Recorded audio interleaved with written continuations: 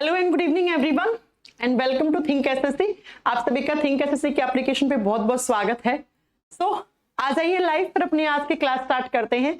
वैसे तो आज शनिवार है, मैं जनरली क्लास नहीं लेती हूँ, लेकिन इस वीक आपके मैंने छुट्टी करी ना, इसलिए मुझे लगा आज आपकी क्लास रख लूँ ताकि आपका जो लॉस हुआ है वो अपना यहाँ पे कवर हो जाए, है ना। चलो भाई, good evening everyone and welcome to think SSC. Live आ चुके हैं पंकज कुमार, आ चुके हैं राहुल सिंह, आ चुके हैं कुमकुम, आ चुकी हैं राहुल राठौड़ भी आ चुके हैं, उपांक्षा गुप्ता आ चुकी हैं, राहुल जी आ चुके हैं। राहुल तो बहुत है इस बैच में, 3-4 बच्चे राहुल राहुल नाम से हैं। राहुल वैसे बहुत कॉमन नाम है ना। चलो फिर स्टार्ट करें अपने आज की क्लास। तो लास्ट क्लास में हम क्या पढ़ रहे थे? लास्ट क्लास में हमने स्टार्ट किया था ह्यूमन न्यूट्रिशन, मानव का पोषण, कि किस तरीके से हमारे बॉडी में न्यूट्रिशन का प्रोसेस होता है। और मैंने लास्ट क्लास में पढ़ाया था कि हम दो टाइप के न्यूट्रिशन लेते हैं। एक जो ज्यादा अमाउंट में लेते हैं उनको हम मैक्रो न्यूट्रिएंट्स की कैटेगरी में रखते हैं, दूसरे माइक्रो न्यूट्रिएंट्स जो हम ट्रेस अमाउंट में लेते हैं, जो हम कम लेते हैं। अब ज्यादा वाले मैंने कहा था 3 मेन होते हैं, कार्बोहाइड्रेट, कार्ब्स, दूसरा प्रोटीन, तीसरा लिपिड, फैट, है ना। फैट को ही हम लिपिड्स के नाम से भी जानते हैं।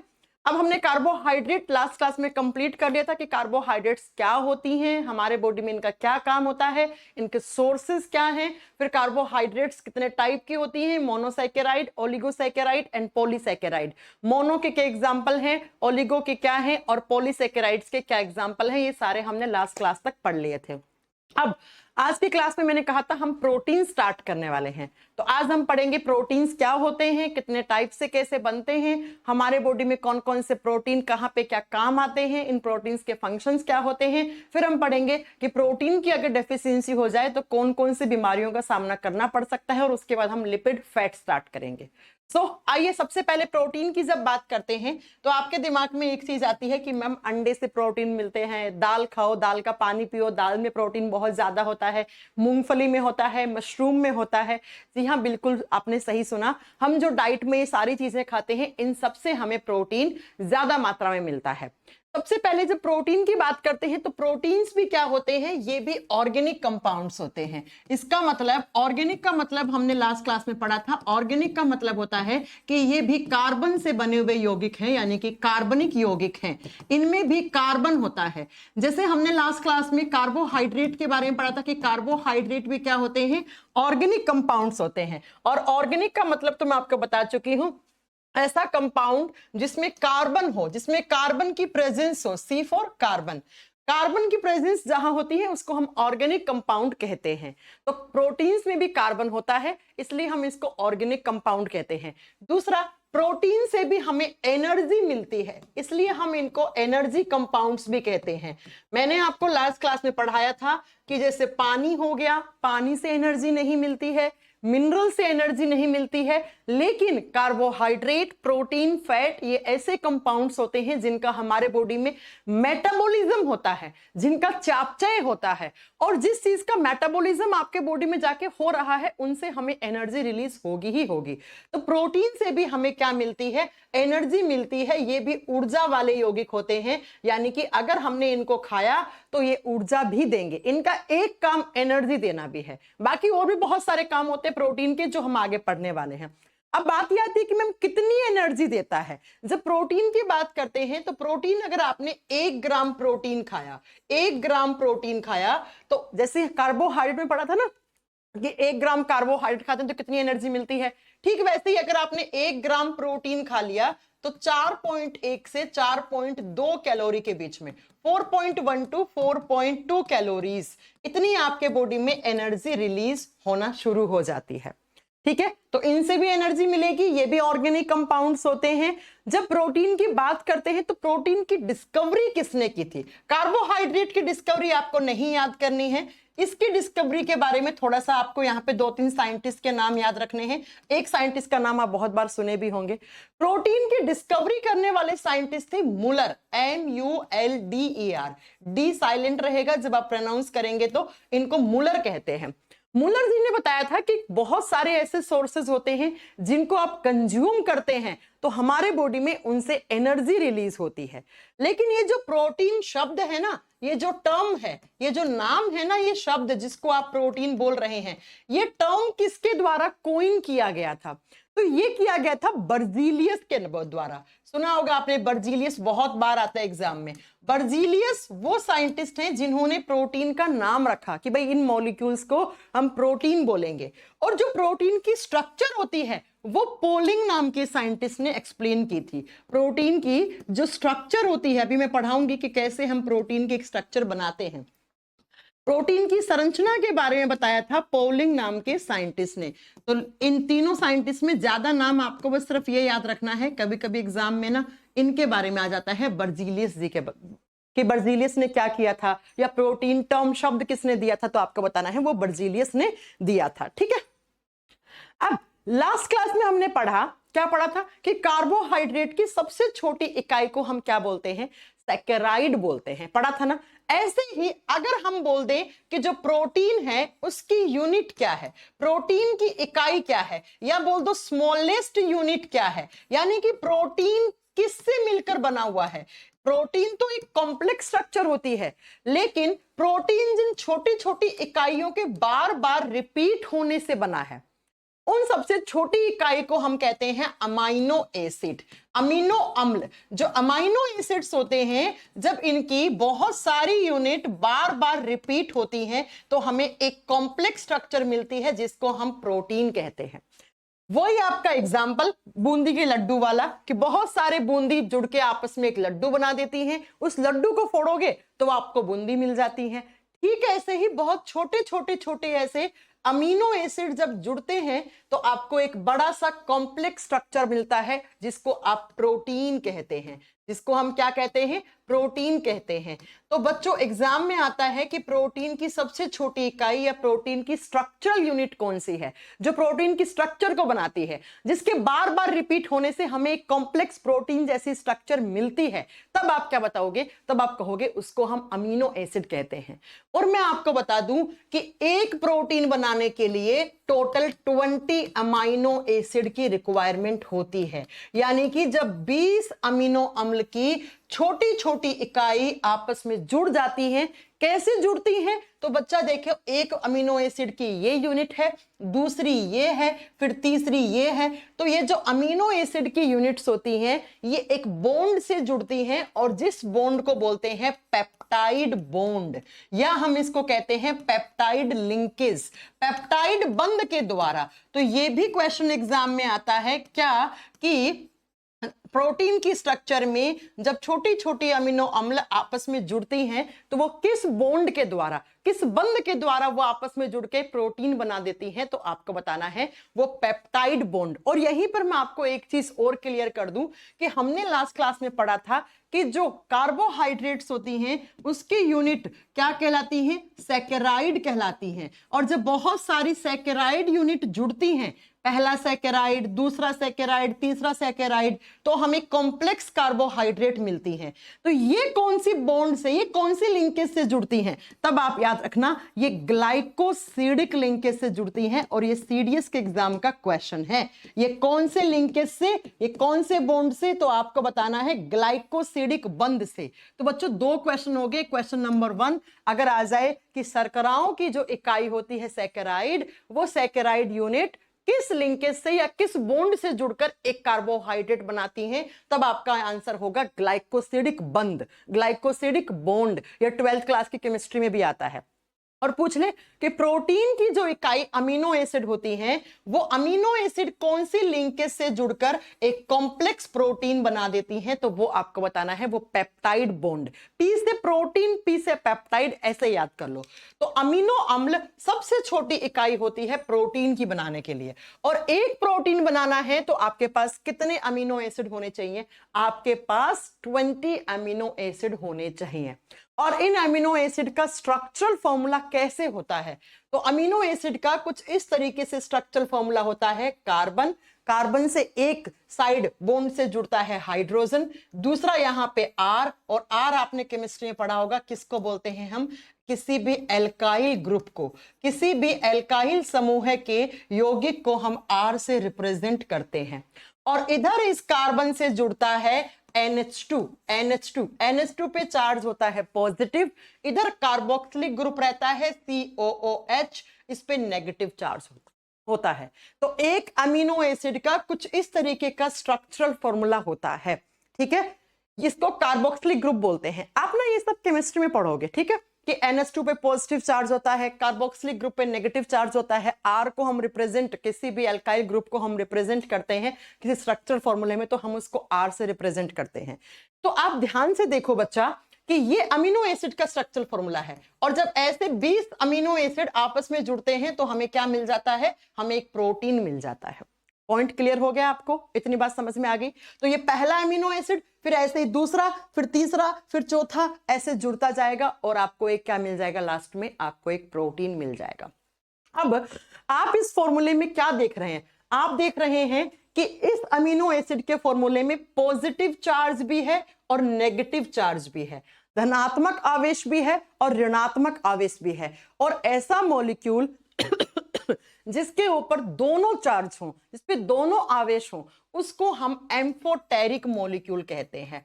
उसको केमिस्ट्री में हम एम्फोटेरिक मॉलिक्यूल कहते हैं। तो बेसिकली एग्जाम में क्वेश्चन आता है कि प्रोटीन या अमाइनो एसिड कैसा स्ट्रक्चर है या कैसा मॉलिक्यूल है, तो आपको बोलना है ये एक उभयधर्मी अणु होता है, एक उभयधर्मी अणु होता है, एक एम्फोटेरिक मॉलिक्यूल होता है।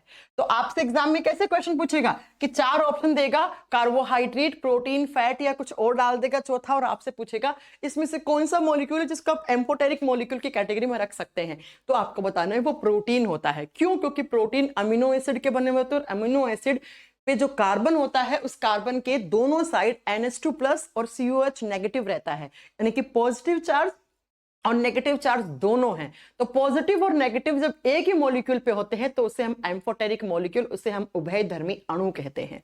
फिर आपने केमिस्ट्री में थोड़ा डिटेल में जाओगे तो आप पढ़ोगे कि जब पॉजिटिव चार्ज नेगेटिव चार्ज के बराबर होता है तो इसे ज्विटराइन बोलते हैं। खैर ये सब आप केमिस्ट्री में आप पढ़ लोगे, अभी नहीं, ठीक है। तो समझ में आ गया मेरी बात कि प्रोटीन्स बेसिकली कैसे मॉलिक्यूल है, एम्फोटेरिक मॉलिक्यूल है। एम्फोटेरिक का मतलब शायद आपको समझ में आ गया होगा कि ऐसे मॉलिक्यूल जिसपे पॉजिटिव और नेगेटिव दोनों चार्ज होता है। अब नेक्स्ट बात ये आती है कि मैम प्रोटीन के लिए हम क्या क्या सोर्सेज खाते हैं, इसके स्रोत क्या क्या हैं, यानी कि क्या खाएं कि हमारे बॉडी में प्रोटीन मिल जाए। ठीक है, कुछ कुछ सोर्सेस तो आप सुनते भी हैं, है ना, आप अपने मम्मी पापा से भी सुनते हैं कि ये खाना चाहिए तो हमें ये प्रोटीन मिलता है। अब कुछ मैं आपको दिखाती हूं कि प्रोटीन हमें किस किस चीज से मिलता है, और कुछ मैं आपको मेन प्रोटीन जिससे ज्यादा मिलता है वो आपको लिखवा भी दूंगी। ठीक है, जैसे प्रोटीन हमें प्लांट से मिलने वाले प्रोडक्ट होते हैं, ऐसे प्रोडक्ट, ऐसे उत्पाद जो प्लांट से मिलते हैं उनमें भी प्रोटीन होता है। और कुछ हम एनिमल बेस्ड प्रोटीन भी खाते हैं, यानी कि एनिमल से, जानवरों से मिलते हैं, उससे भी हम प्रोटीन हमें मिलता है। जैसे आपको बताती हूं प्लांट से हमें क्या क्या मिलता है। प्लांट से हमें मिलती है सोयाबीन, सोयाबीन की बड़ी खाते हैं ना, सोयाबीन में प्रोटीन होता है, तो पहला सोर्स लिख लो सोयाबीन, लिखते जाना। ओट्स खाते हैं हम, दलिया खाते हैं, ओट्स खाते हैं, उससे हमें प्रोटीन मिलता है।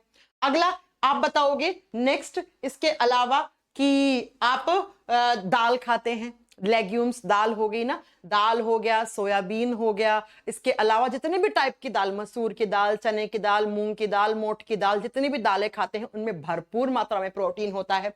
उसके बाद आप बताओगे राइस, ब्राउन राइस हो गया जैसे, है ना, ब्राउन राइस में प्रोटीन थोड़ा ज्यादा होता है, फैट कम होता है, इसलिए ब्राउन राइस जो लोग जिम वगैरह करते हैं या जो हेल्थ कॉन्शियस होते हैं वो लोग खाते हैं। इसके अलावा आप याद रखोगे बच्चा ड्राई फ्रूट्स, ड्राई फ्रूट्स में काजू हो गया, बादाम हो गया, इनमें बढ़िया तरीके से प्रोटीन मिलता है।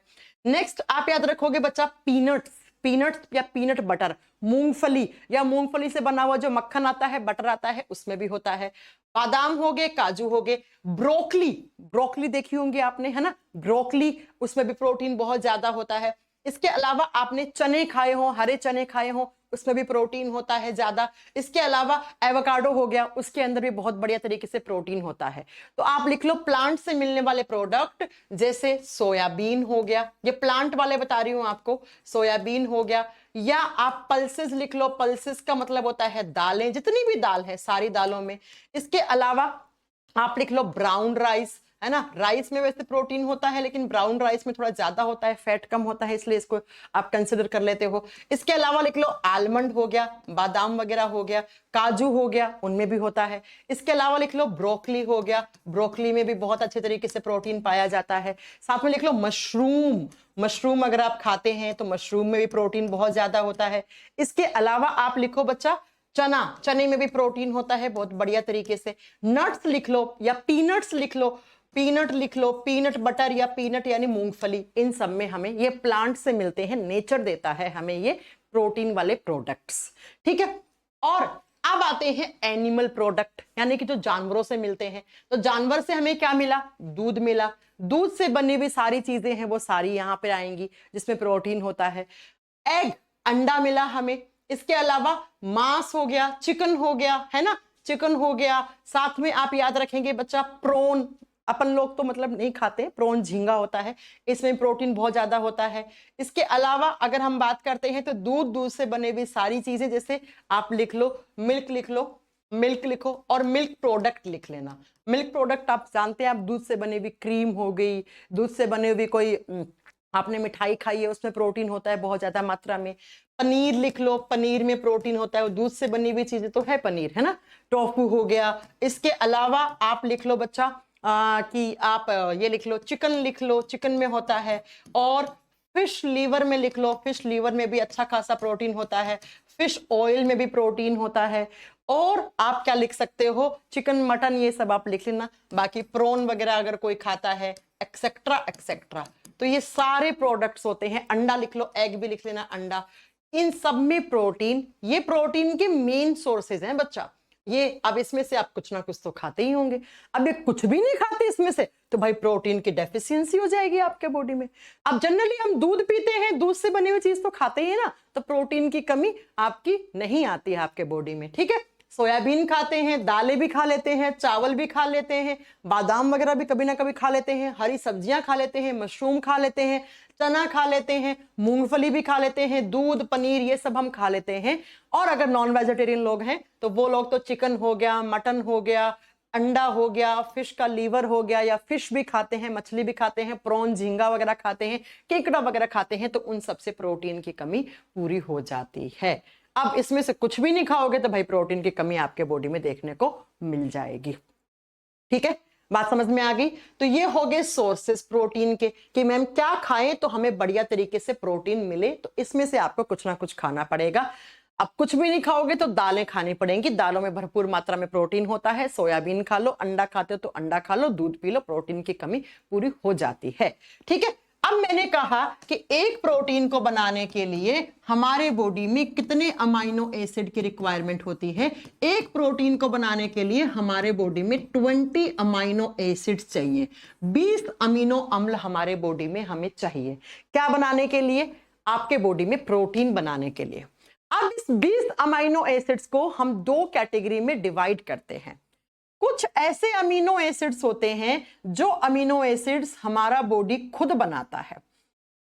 कुछ अमीनो एसिड्स इतने ऐसे होते हैं कि जो हमारा बॉडी खुद बनाता है बच्चा। आप जानते हैं हमारे बॉडी खुद भी प्रोटीन बनाता है, कैसे, अभी थोड़ी देर के बाद हम बात करेंगे, ठीक है। और कुछ ऐसे होते हैं जो हमारा शरीर नहीं बना सकता है, वो हम कहां से लेते हैं, वो हम बाहर से लेते हैं, यानी डाइट में लेते हैं, अपने खाने पीने में लेते हैं। तो बेसिकली हमने 20 अमाइनो एसिड्स को दो कैटेगरी में डिवाइड कर दिया। एक साइड आप लिखोगे essential amino acids, essential amino acid, Hindi medium वाला बच्चा लिखेगा तात्विक अमीनो अम्ल, इनको बोलते हैं तात्विक अमीनो अम्ल, अमीनो एसिड, अमीनो अम्ल। और दूसरी साइड हम लिखेंगे non essential amino acids, non essential amino acids लिख लीजिए। दूसरी साइड क्या होता है, नॉन एसेंशियल अमाइनो एसिड, और हिंदी में इसको लिखते हैं अतात्विक। मैंने ए लिख दिया है तो समझ जाना। जी हाँ पूजा जी, शनिवार को क्लास नहीं होती है, आज हमने रखी है इसलिए क्योंकि आपकी इस वीक में छुट्टी हो गई थी ना, इसलिए। ठीक है पूजा, चलो तो इसको हिंदी में लिखना अतात्विक, यहां से क्वेश्चन बन जाते हैं इसलिए मैं आपको बता रही हूं ये चीज। अतात्विक अमीनो अम्ल, मैंने कहा हमारे बॉडी को टोटल 20 टाइप्स के अमाइनो एसिड की रिक्वायरमेंट होती है, बिल्कुल होती है। अब इसमें से कुछ हमारा बॉडी खुद बना लेता है, यानी शरीर के अंदर बन जाते हैं। अब जो नहीं बनते हैं वो बाहर से खाने पड़ेंगे। उसके लिए आपको डाइट में ये सारी चीजें खानी पड़ेंगी, जो आपको चीजें मैंने लिखवाई है, कुछ ना कुछ तो इससे लेना पड़ेगा। नहीं लोगे तो फिर प्रोटीन की कमी हो जाएगी आपके बॉडी में। अब एसेंशियल अमीनो एसिड क्या होते हैं और नॉन एसेंशियल अमीनो एसिड्स क्या होते हैं, पहले ये सुन लो। ऐसे अमीनो एसिड्स जो हमारा बॉडी खुद बनाता है उसको नॉन एसेंशियल अमीनो एसिड कहते हैं, यानी कि ये बॉडी खुद बनाता है। अब जब बच्चा बॉडी ने बना लिया तो उसे बाहर से लेने की जरूरत है क्या?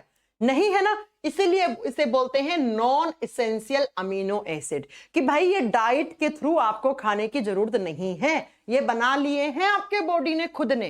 तो इसको बोलते हैं हम, जो शरीर खुद से बनाता है उसको नॉन एसेंशियल अमीनो एसिड कहते हैं। ये एग्जाम में क्वेश्चन आता है। और जो बॉडी खुद नहीं बना पाता है, बॉडी खुद नहीं बना पाता है, यानी कि जिसका प्रोडक्शन हमारे बॉडी में नहीं होता है, तो उसको आपको बाहर से लेना पड़ेगा, उसको बाहर से लेना पड़ेगा। और वो किसकी फॉर्म में लोगे? अपने डाइट, अपने फूड, अपने खाने की सहायता से आप लोगे, यानी कि इनकी आवश्यकता आपके शरीर को रहती है। इसलिए हम इनको बोलते हैं एसेंशियल अमीनो एसिड, जिनकी कमी आपके बॉडी में हो जाती है। क्यों? क्योंकि ये वाले तो आपका शरीर बना लेता है।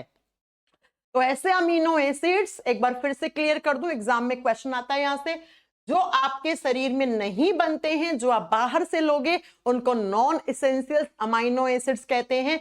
और जो बॉडी खुद बनाता है उसको नॉन एसेंशियल अमीनो एसिड कहते हैं। और जो बॉडी खुद नहीं बना पाता है, जिसकी रिक्वायरमेंट आपके शरीर को है, जिसकी कमी आप डाइट के थ्रू, आप खाने में लेकर उनको आप पूरी कमी उसकी पूरी करोगे आपके बॉडी में। जब बात करते हैं एसेंशियल अमीनो एसिड्स होते हैं 9, यानी कि 9 ऐसे अमीनो एसिड हैं जो आपको डाइट में लेने पड़ेंगे, जिसकी कमी आपके शरीर में कभी भी देखने को मिल सकती है, ये आपको खाने पड़ेंगे।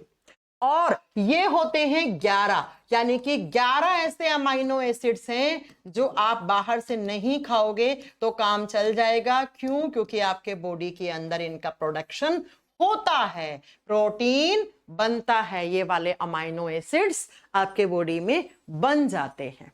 मैम आप तो एग्जाम्पल दो। अरे आपको मैंने ब्लड वाला चैप्टर पढ़ाया था, ब्लड वाला जब चैप्टर पढ़ाया था तो मैंने कुछ प्रोटीन के नाम लिखवाए थे, thrombin, prothrombin, fibrin, fibrinogen, globulin, albumin. क्या कहा था मैंने? कि ये हमारे बॉडी में बनते हैं।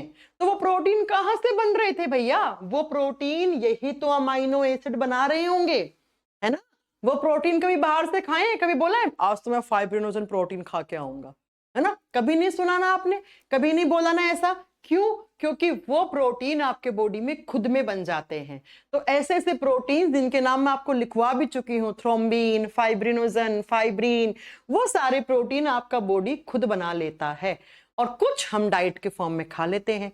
जैसे फॉर एग्जाम्पल मैं आपको बताती हूँ, आपने अंडा खाया, एग खाया, एग में होता है एल्ब्यूमिन प्रोटीन। कौन सा प्रोटीन? लिख लो, एल्ब्यूमिन प्रोटीन होता है। एल्ब्यूमिन प्रोटीन अंडे से आपने खा लिया। आपने दूध पिया, दूध में भी प्रोटीन होता है, लिख लो। दूध में हमने कल यानी कि लास्ट क्लास में हमने पढ़ा था, दूध में कार्बोहाइड्रेट होती है, बिल्कुल होती है। दूध में कार्बोहाइड्रेट भी होता है, प्रोटीन भी होता है, विटामिन भी होता है। एक विटामिन को छोड़ दो, विटामिन सी नहीं होता है दूध में। दूध में आयरन नहीं होता, इसलिए हम दूध को कंप्लीट न्यूट्रिशन नहीं मानते। जब बच्चा दूध पीता है तो उसके साथ साथ हमें दाल का पानी पिलाना पड़ता है उसको, हमें खट्टे फलों से अंगूर वगैरह खिलाने पड़ते हैं, क्योंकि विटामिन सी वगैरह उसके बॉडी में नहीं होते हैं। इसीलिए हम देखो, दूध में बहुत सारी चीजें होती है, मैं मानती हूँ। दूध में कार्बोहाइड्रेट होता है, दूध में प्रोटीन होता है, दूध में फैट होता है, दूध में बहुत सारी विटामिन होती हैं, दूध में कैल्शियम होता है। लेकिन milk is not considered as a complete nutrition. दूध को हम संपूर्ण आहार नहीं मान सकते। क्यों? क्योंकि दूध में आयरन नहीं होता, और आयरन तो चाहिए ना, बिल्कुल चाहिए। दूध में एक विटामिन नहीं होता, कौन सा? Vitamin C. इसलिए हम दूध को कंप्लीट न्यूट्रिशन के कैटेगरी में नहीं रखते हैं। बच्चा अकेले दूध पे सरवाइव नहीं कर पाएगा, उसे बाहर से हमें कुछ कुछ और भी डाइट में खाना खिलाना पड़ेगा। ठीक है, तो एग्जाम में क्वेश्चन आता है कि मिल्क को हम कंप्लीट न्यूट्रिशन में कंसीडर्ड क्यों नहीं करते हैं, क्योंकि उसमें आयरन नहीं होता, इसलिए बच्चे को हरी हम सब्जियां खिलानी चाहिए। बच्चे को विटामिन सी जैसे अंगूर में होता है, संतरे में होता है, तो ये बाहर से आपको बच्चे को खिलाना पड़ेगा, तब उस बच्चे में सारी की सारी कमियां पूरी हो सकती हैं। ठीक है, पॉइंट क्लियर हो गया। लेकिन दूध में प्रोटीन होता है। अब दूध में कौन सा प्रोटीन होता है, तो दूध में प्रोटीन होता है, उसका नाम होता है केसीन प्रोटीन। आपने दूध को गर्म करते हैं तो दूध पे मलाई देखी होगी ना, वो मलाई केसीन की वजह से ही आती है। मलाई में सबसे ज्यादा प्रोटीन होता है, तो दूध के ऊपर जो मलाई आती है वो केसीन के एक जगह ऐसे कलेक्ट होने से ही मलाई बनती है। तो दूध का प्रोटीन जब छन के ऊपर की तरफ आ जाता है तो उससे केसीन मलाई बन जाती है वो। तो दूध में प्रोटीन कौन सा हो गया, केसीन। दूध में शुगर कौन सी हो गई, बताओ जरा कॉमेंट करके, क्योंकि मैं पढ़ा चुकी हूं आपको। ओके, नेक्स्ट आप इसके अलावा लिखेंगे पल्सेस, प्रोलेमिनस प्रोटीन होता है इसके अंदर, ये भी लिख लो। पल्सेस का मतलब होता है दालें, दाल खाते हो तो उसमें प्रोलेमिनस होता, दाल नहीं दाल, ठीक है, दालें, इसमें प्रोलेमिनस ये प्रोटीन होता है। तो हम बाहर से इन प्रोटीन को हम डाइट में खा सकते हैं, ले सकते हैं। ठीक है, हाँ जी। दूध में कौन सी शुगर होती है, लैक्टोज शुगर। दूध में प्रोटीन कौन सा होता है, आप बताओगे बच्चा, दूध में प्रोटीन होता है हमारा केसिन प्रोटीन। अब मैम क्या खाएं कि सबसे ज्यादा प्रोटीन मिले, तो आप सबसे ज्यादा अगर प्रोटीन चीजें खाना चाहते हो जैसे प्रोटीन मिले, तो अंडे में एक अंडा ना अप्रोक्स आपको 65 से 69 ग्राम तक का प्रोटीन दे सकता है। अब अंडे के किस पार्ट में, अंडे के व्हाइट वाले पार्ट में देखो, अंडे में 3 लेयर होती हैं, ध्यान से सुनना। एग जो खाते हो ना, एग में 3 लेयर होती है। एक लेयर जिसको गर्म करके आप हटा दिए, सबसे बाहर वाली, ये बनी हुई होती है कैल्शियम कार्बोनेट की, इतनी हार्ड होती है। कैल्शियम कार्बोनेट मजबूत होता है, हमारे दांतों में होता है, हमारी हड्डियों में होता है, इसलिए दांत हड्डी मजबूत होते हैं। ठीक है, ऐसे ही ये अंडे की बाहर वाली लेयर कैल्शियम कार्बोनेट की बनी हुई होती है, इसलिए कैल्शियम कार्बोनेट की वजह से वो आपकी हार्ड होती है, जिसको आप गर्म करके आप उसको फेंक देते हो। ठीक है, फिर अंडे में एक निकलता है क्या, इस तरीके से व्हाइट वाला पार्ट, इसमें सबसे ज्यादा प्रोटीन होता है। ठीक है, इसीलिए व्हाइट वाला पार्ट ज्यादा खाना चाहिए। फिर अंडे में यहां पर एग योक निकलता है, येलो से कलर का, है ना, येलो कलर की चीज निकलती है, जिसको कुछ लोग नहीं खाते हैं, कुत्ते वत्ते को खिला देते हैं। ये बना हुआ होता है, इसमें फैट की मात्रा ज्यादा होती है। तो जो लोग हेल्थ कॉन्शियस होते हैं या जिम वगैरह करते हैं, वो क्या करते हैं, अंडे के इस येलो, जिसको हम क्या बनाते हैं, ऑमलेट बनाते हैं। हम नहीं, आप लोग खाते होंगे, मैं तो अंडा नहीं खाती हूँ। ठीक है, तो उसको क्या करते हैं, ऑमलेट वगैरह बनाते हैं, तो वो इस एग योक का बनता है, एग योक का। ठीक है, तो एग योक जो होता है उसमें फैट का कॉन्सेंट्रेशन ज्यादा होता है, उसमें फैट सबसे ज्यादा होता है। लेकिन जो अंडे का व्हाइट वाला पार्ट होता है उसमें बहुत ज्यादा प्रोटीन होता है। और मैंने लिखवा दिया, एक अंडा खा रहे हो तो अप्रोक्स आप इतना प्रोटीन ले रहे हो। अगर आपने 100 ग्राम पनीर खाया है, 100 ग्राम क्या पनीर खाया है, तो 40-45 ग्राम उसके अंदर प्रोटीन खा गए आप। ओ सॉरी, 40-45 नहीं, 14 से 20 ग्राम तक का प्रोटीन उस पनीर के अंदर रहता है। अब पनीर में मिलावट नहीं होनी चाहिए। ठीक है, अगर आपने 100 ग्राम सोयाबीन खाया, सोयाबीन खा लो यार, बहुत प्रोटीन होता है सोयाबीन में। अगर आपने 100 ग्राम सोयाबीन, जानते हैं ना, सोयाबीन की बड़ी होती है, हम सब्जी बना लेते हैं आलू के साथ, है ना, तो सोयाबीन अगर आपने खाया तो उसमें 45 से 46 ग्राम तक का प्रोटीन होता है। इतना प्रोटीन मिल जाता है 100 ग्राम के अंदर। देखो 100 ग्राम खाया तो अप्रोक्स आधा तो आप प्रोटीन ही खा गए, उसका आधा प्रोटीन ही खा गए। इसलिए सोयाबीन बहुत अच्छा सोर्स होता है, सोयाबीन की बड़ी बहुत अच्छी होती है, खानी चाहिए आपको। ठीक है, तो अंडा, पनीर, सोयाबीन ये कुछ अच्छे सोर्सेज होते हैं। बाकी दूध वगैरह भी होते ही हैं। दूध तो आप पीते ही रहते हो, पीना चाहिए। दूध पीने की कोई उम्र नहीं होती, हर उम्र में दूध पीना चाहिए। अगर दूध नहीं पियोगे तो हड्डियां कमजोर हो जाएंगी, हड्डियां पतली हो जाएंगी, हड्डियों पे वजन पड़ने लग जाएगा, ज्यादा देर तक खड़े नहीं रह पाओगे, दर्द होने लग जाएगा, नसें कमजोर हो जाएंगी, बॉडी में कैल्शियम की कमी हो जाएगी, बॉडी में प्रोटीन की कमी हो जाएगी। तो दूध मत छोड़िए, है ना, दूध पीते रहिए, चाहे आपकी उम्र कोई भी हो। 1 गिलास दूध तो आपको पीना चाहिए दिन में। ओके बच्चों, चलो ये बात होगी मैम, प्रोटीन क्या होते हैं, प्रोटीन किसके बने हुए होते हैं, अमीनो एसिड की स्ट्रक्चर क्या होती है। 20 अमीनो एसिड की रिक्वायरमेंट हमारे बॉडी को होती है, जिसमें से कुछ बॉडी खुद बनाता है, कुछ नहीं बना पाता है उनको हम एसेंशियल अमीनो एसिड्स कहते हैं, उनको हम तात्विक अमीनो अम्ल कहते हैं, जो हम बाहर से खा लेते हैं। बाहर से तो जैसे सोयाबीन खाया, दूध पिया, इसके अलावा अंडा खाया, नॉन वेज वाले लोग अब चिकन मटन सब कुछ खा लेते हैं।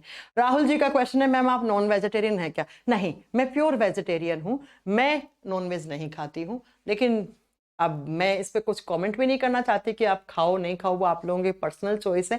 मेरा पर्सनल चॉइस है कि भगवान ने इतना कुछ दिया है हमें, नेचर ने इतने ज्यादा हमें आसपास चीजें खाने को दे दी हैं, स्वादिष्ट चीजें, तो मुझे लगता है कि इन्हीं सबको खा के आप स्वाद ले सकते हो। किसी जानवर वानवर को खाने से क्या कौन सा स्वाद आता है ज्यादा अच्छे से, है ना? तो वो मेरी एक पर्सनल सोच है, लेकिन मेरी नजर में ऐसा नहीं है कि कोई खाता है तो वो कुछ गलत करता है। वो आप लोगों को पे है, डिपेंड करता है किसकी क्या सोच है। लेकिन मैं नहीं खाती हूँ, मैं अंडा भी नहीं खाती हूँ, है ना राहुल जी? ठीक है, आपको जवाब मिल गया होगा।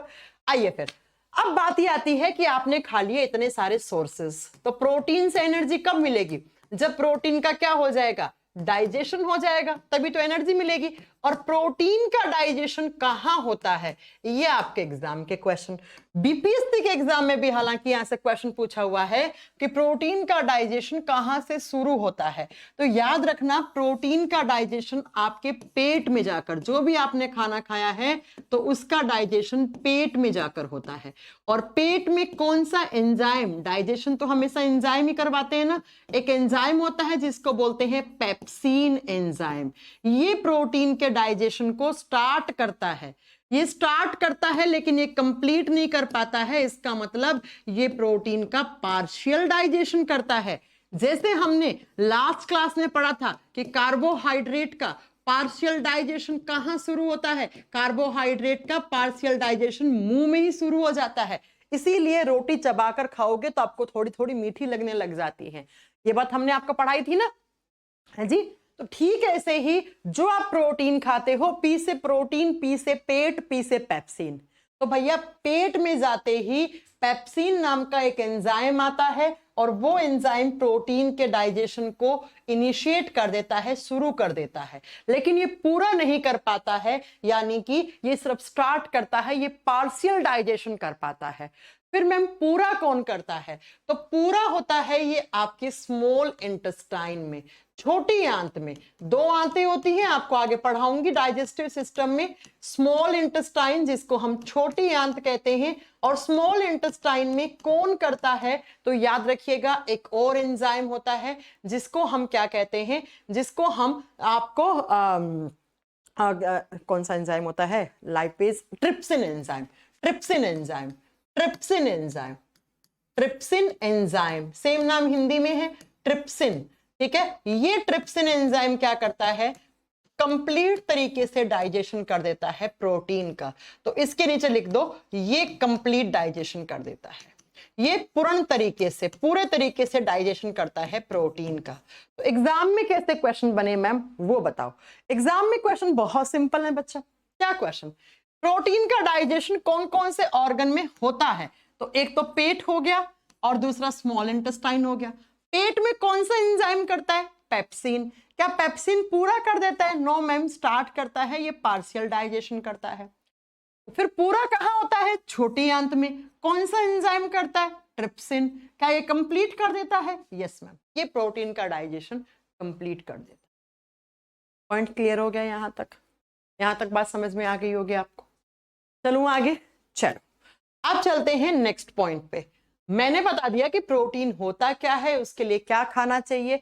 अब बात आती है कि मैम प्रोटीन क्या क्या काम करता है, अगर प्रोटीन नहीं खाए तो क्या क्या काम रुक जाएंगे। कुछ काम तो आपको समझ में आ गए होंगे, आए कि नहीं आए? हाँ, नहीं आए तो अभी देखो, आइए बताते हैं। समझ में तो आ रहा होगा ना सारी चीज बढ़िया तरीके से? हाँ, फंक्शन अभी लिखवाती हूं कि प्रोटीन क्या क्या काम करता है। अगर प्रोटीन नहीं खाओगे तो ये सारे काम रुक जाएंगे। तो लिखो फंक्शन ऑफ प्रोटीन, प्रोटीन के कार्य, क्या क्या काम करता है आपके बॉडी में। बहुत बढ़िया बढ़िया काम करता है। जैसे सबसे पहला, एनर्जी देगा या नहीं देगा? मैम आपने ही तो बताया है कि ये एनर्जी मॉलिक्यूल होते हैं, तो एनर्जी देता है। यानी कि अगर प्रोटीन नहीं खाया तो एनर्जी में कमी आ सकती है, बिल्कुल आ सकती है।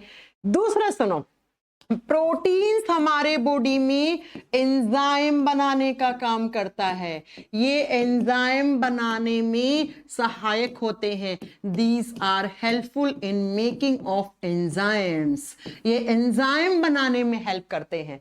और आपको मैं एक सेंटेंस बोलती हूं, हमेशा के लिए अपने खोपड़े में बैठा लो उसको। Almost all enzymes are made up of protein।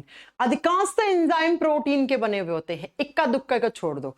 99% जो एंजाइम आप सुनते हो ना, अभी जैसे मैंने 2 एंजाइम बताए, पेप्सिन, ट्रिप्सिन, ये एंजाइम किसके बने हुए होते हैं? प्रोटीन के बने हुए होते हैं।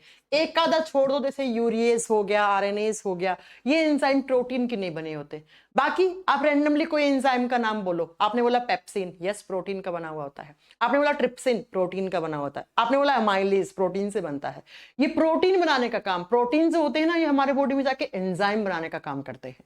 तो कभी कभी एग्जाम में स्टेटमेंट आता है कि almost all enzymes are made up of protein. ये स्टेटमेंट सही है गलत है? आपको बताना है सही है ये स्टेटमेंट, ठीक है। लेकिन एक ऐसे भी आता है, क्या सारे एंजाइम प्रोटीन होते हैं? नो।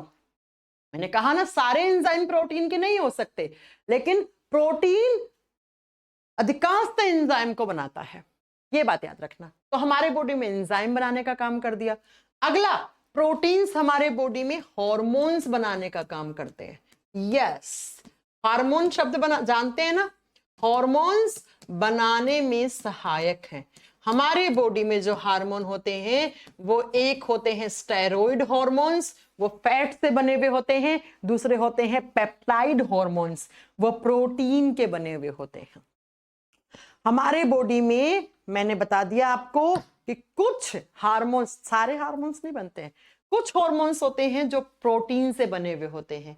जैसे आगे मैं आपको लिखवाऊंगी भी पिट्यूटरी ग्लैंड से बनने वाले हार्मोन्स, वो हार्मोन्स वाले चैप्टर में। जब मैं आपको हार्मोन्स वाले चैप्टर पढ़ाऊंगी तो आपको बताऊंगी हार्मोन्स 2 टाइप के होते हैं। एक होते हैं पेप्टाइड हार्मोन जो प्रोटीन से बने हुए होते हैं, एक होते हैं स्टेरॉइड हार्मोन्स जो फैट से बने हुए होते हैं, ठीक है। तो अभी आपको फिलहाल इतना याद रखना है कि हार्मोन्स बनाने में काम आते हैं, एंजाइम्स बनाने में काम आते हैं, एनर्जी देते हैं। नेक्स्ट लिखो, प्रोटीन्स को हम कहते हैं बिल्डिंग ब्लॉक ऑफ लाइफ। ये बिल्डिंग ब्लॉक हैं, यानी कि हमारी जो मसल्स, हमारे टिश्यूज हैं, हमारा मांस, हमारे टिश्यूज किसके बने हुए होते हैं? हमारे बॉडी में प्रोटीन के बने हुए होते हैं। आप देखते हैं कि चिकन मटन खाते हैं तो वो मांस तो खाते हैं, तो उसमें क्या मिलता है? प्रोटीन मिलता है। तो अगर आपने इंसान का भी खा लिया ना मांस, तो आपको प्रोटीन मिलेगा, हालांकि ऐसा करना नहीं है, ठीक है। तो मैंने कहा बिल्डिंग ब्लॉक ऑफ लाइफ, आपका जो शरीर है ये किसका? ये मांस का ही तो बना हुआ है।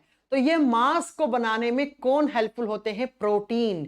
मैं आपको बता दूं, प्रोटीन आपके बॉडी की ग्रोथ एंड डेवलपमेंट के लिए हेल्पफुल हैं।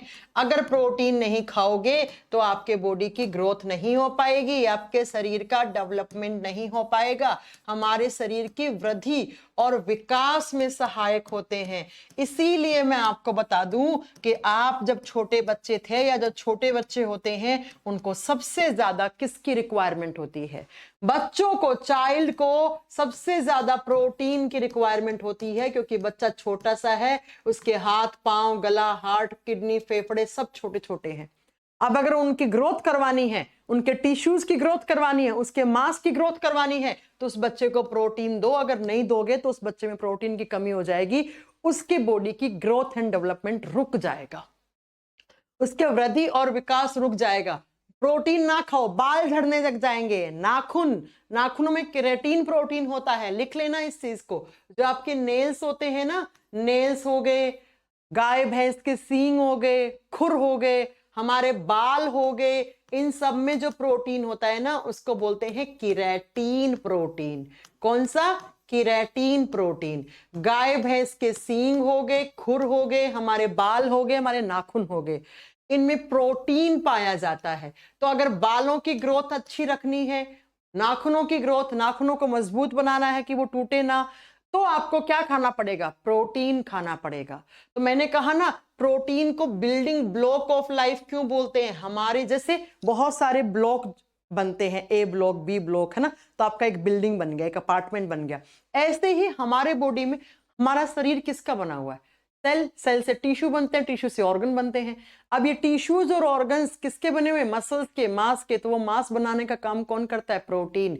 इसीलिए आप याद रखो कि जब आपका कोई एक्सीडेंट होता है तो आपके हाथ पांव फट जाते हैं, मांस फट जाता है, तो डॉक्टर कहता है प्रोटीन भरपूर मात्रा में लो। अगर नॉन वेजिटेरियन हो तो चिकन मटन खाओ, अंडा खाओ, क्योंकि जब भी कहीं पर भी आपका मांस फट जाता है तो उसको रिकवर करने का, उस हिस्से को भरने का, उस मांस को वापस फटे हुए हिस्से को नया मांस आके पूरा एकदम आपका जोड़ देता है। आपकी जो सर्जरी हुई, आपका ऑपरेशन हुआ है, वो ठीक हो गया, हील हो गया आपका।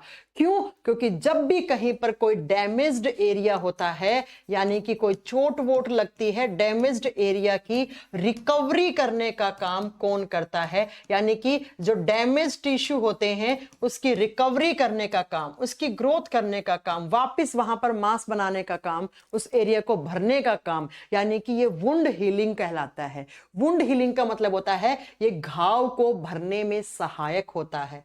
अरे थोड़ा इधर खिसक यार। प्रोटीन को वुंड हीलिंग भी कहा जाता है। घाव भरने वाला मॉलिक्यूल कहलाते हैं ये घाव भरने में भी सहायक होते हैं, घाव भरने में भी सहायक होते हैं। तो इतने सारे काम प्रोटीन के हैं। अब आप बताओ, अगर प्रोटीन नहीं खाओगे तो ये काम रुक नहीं जाएंगे? प्रोटीन की कमी होगी, आपको उस समय चोट वोट लग गई तो वो घाव बहुत भरने में टाइम लगाएगा, बहुत ज्यादा समय लगाएगा। बात समझ में आई? मैं एक बार फिर से एक्सप्लेन करती हूं सारे फंक्शंस कैसे कैसे। मैंने कहा कि प्रोटीन एनर्जी देते हैं। 1 ग्राम प्रोटीन में 4.1 से 4.2 कैलोरीज एनर्जी होती है। एनर्जी मिलेगी बेशक, साथ में प्रोटीन एंजाइम बनाने का काम करते हैं। Almost all enzymes are made up of protein. और प्रोटीन से हार्मोन भी बनते हैं, बिल्कुल बनते हैं हार्मोन्स। बिल्डिंग ब्लॉक यानी कि हमारे शरीर का जो निर्माण, हमारे शरीर की जो ग्रोथ, आप इतने से पैदा हुए थे, आज आप इतने बड़े हो गए, तो आपके ऑर्गन्स भी बड़े हुए, हाथ पांव सब बड़े हुए, आपके टिश्यूज की ग्रोथ हुई। तो ग्रोथ करने के लिए कौन सा कंपाउंड जरूरी है? प्रोटीन जरूरी है। तो जिन बच्चों को बचपन में, जब बच्चों की ग्रोथ होती है, उस समय बच्चों को प्रोटीन सबसे ज्यादा चाहिए होता है।